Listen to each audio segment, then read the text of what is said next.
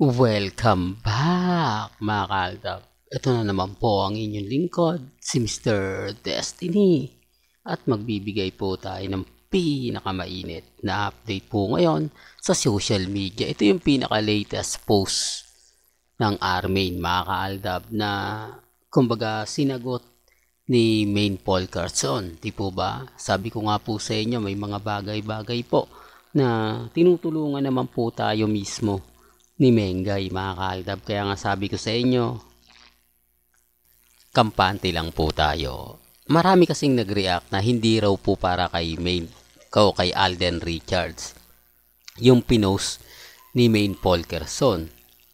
Yun po yung sabi nila mga kaaldab. Pero kung titignan nyo po kasi, marami po kasing nag-react na pinost yun ng Armin o mga ilang man sabi nating mga fans ni Mengay na nagsasabing yung post daw po ni Main Paul Carson para daw po yun kay Alden Richards na kung pagbabasihan nyo mga kaaldab, mapapaniwala po kayo na para kasing sinasabi doon sa post ni Main Paul Carson na si Alden Richards nga po daw matagal niya ng sinabihan, matagal niya ng kumbaga sinasabi na wag mo na tong gawin, wag mo na tong kumbaga ganto ganyan, etc. etc. Di po ba? Na hindi daw po sa kanya nakinig, kaya agad-agad hiniwalayan niya. Ibig sabihin, iwan mo na. Di po ba? Anong nga pagkakaiba ng hiwalayan mo na sa iwan mo na? Di po ba? Kaya nga sabi ko sa inyo mga kaaldab, sinasabi kasi ng iba na may mga pagkakataon, real talk to na totoo naman po yung mga panahon ng Aldab na ini-interview si Main Paul Carson ng GMA Network at ng mga ilang kumbaga TVJ na kung saan sinasabi niya na pinapaliwanag niya na madalas nga po niyang awayin o kumbaga sabihan si Richard Paul Carson. Di po ba? Hindi naman lingid sa inyong kaalaman yan. Pero dumating po yung point mga kaaldab na hindi na nga po raw nag-click at yun nga po ang ginawa ni Main Paul Carson, ang iniwan si Alden Richards. Na sinasabing tumutugma sa post ni Main Paul Carson, kaya nga po maraming natuwa. Kaya maraming kumbaga sinasabing eto na Mr. Destiny, kita mo ba?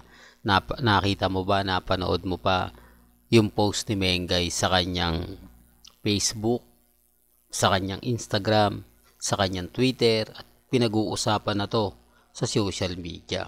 Na tama naman po, talagang pag-uusapan, post yun ni Mengay. Di po ba? Dahil alam naman po natin hanggang ngayon mainit si Main Paul Carson. Dahil nga po sa bago nilang show ni Sanjo, di po ba? Kaya sabi ko sa inyo, relax lang po kayo. Dahil alam naman po natin yung kung ano po yung totoo. Kaya nung binasag po sila ni Mengay at sinabi nga po ni Mengay na hindi siya yan at wag kayong maniniwala sa mga kumakalat online. Di po ba? Real talk mga kaaldab. At napakaganda nga po ng sinabi ni Mengay. Pero bago nga po natin ituloy itong napakagandang update natin, kung bago ka lang sa channel na to at isa kang true-blooded Aldab Nation na nagmamahal po kila Mengay at Tisoy, tama po ang channel na pinuntahan mo, kaya consider na po kitang bagong subscriber. At huwag mong kalimutang i-share ang mga video po natin sa mga mami, sa mga titas at sa mga senyor.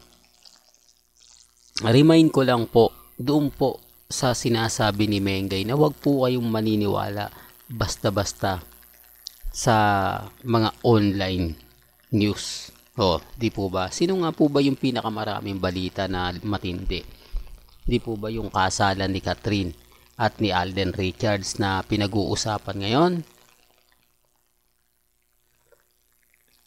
Na kung saan nga po ay talagang mapapaisip po kayo. Kaya yung iba nagtatanong, Mr. Destiny, nabalitaan mo na ba? Nakita mo na ba? Totoo na ba yung mga ganyan? Totoo ba na kumakalat na si Alden Richards at si Catherine Bernardo ay kakasal na? Baka sabihin nyo mga kaaldab, hindi nyo yan nakikita, hindi nyo yan napapanood po ba? Kasi kaming mga aldab, hindi naman po kami nagpo-post ng kumbaga talagang pinag-uusapan. Kasi wala naman po talaga na maniniwala sa amin. At alam yan ni Maine Paul Carson. Alam ni Mengay na hindi na niya na kailangan pang magsalita. Hindi niya na kailangan o ni Alden Richards magkomento. Kasi okay lang yan di po ba? Kapag ang aldab nag-react, nag-post, hinahayaan lang po ni Mengay. Pansin niyo po ba? Real talk mga kaaldab. Hinahayaan lang po, lalo na po yung birthday celebration ni Mengay. Di po ba ang daming post ng aldab? Hinahayaan niya lang yung Aldab Nation. Pero kapag yung post galing din sa kanila o sa grupo ni Maine, binabasag niya. Di po ba? Ano nga po ba yung pagkakaiba nun? Kasi alam ni Mengay na hindi naman talaga siya yung gumawa nun. At yung Aldab, alam niya ang buong istorya. Real talk mga kaaldab. Kaya sabi ko sa inyo, yung mga point na ina-update natin, yung mga point na pinapaliwanag ni Mr. Destiny, talaga naman pong totoo. Di po ba? Kaya nga po maraming kumakampi at marami po naman talaga ang sumisimpatya sa akin. Kaya nga po nang sabi ko, mas matalino pa nga po sila kaysa sa akin. Natatawa nga po ko yung mga komento. Talagang hindi ko po yan tinuturuan at hindi po ako yan. Kaya nga po yung komento nila mas maganda sa mga sinasabi ko. Kung ako yun, di dapat literal ko nang sinabi yun. Kaya lang sila po yung mas nakakaalam. Sila po yung makapagsasabi. Kaya nga pong Aldab hindi nawawala Kaya nga pong Aldab 101%. Laging naandito, laging matatag, laging kampante. Lagi po kaming kumbaga naniniwala. Kaya nga sabi ko sa inyo, wag po kayong magtatampo kay Alden dahil eto na yung simula. Eto na yung masasabing kumbaga bagong sakit na naman daw po na mararamdaman ng fandom ng Aldab dahil nagsalita na si Heaven Paraleo. Ibig sabihin yan, malapit nang i-announce ang pelikula ni na Alden Richards at ni Heaven, ang Out of Order. Siyempre mga kaaldab, kapag pinalabas na ang Out of Order, kapag naibalita na to sa 24 oras, sa unang hirit, abay siyempre promotion na yan. Hindi ko lang alam kung ano mauuna, ang teleserye ni Alden o ang pelikula. Di po ba? Alam nyo naman po mga kaaldab na maraming binago sa mga eksena ng Out of Order. Talagang pinaganda yan ni Richard Paul Carson Jr. Doon makikita mo yung kakaiba. Doon mapapanood mo yung 101%.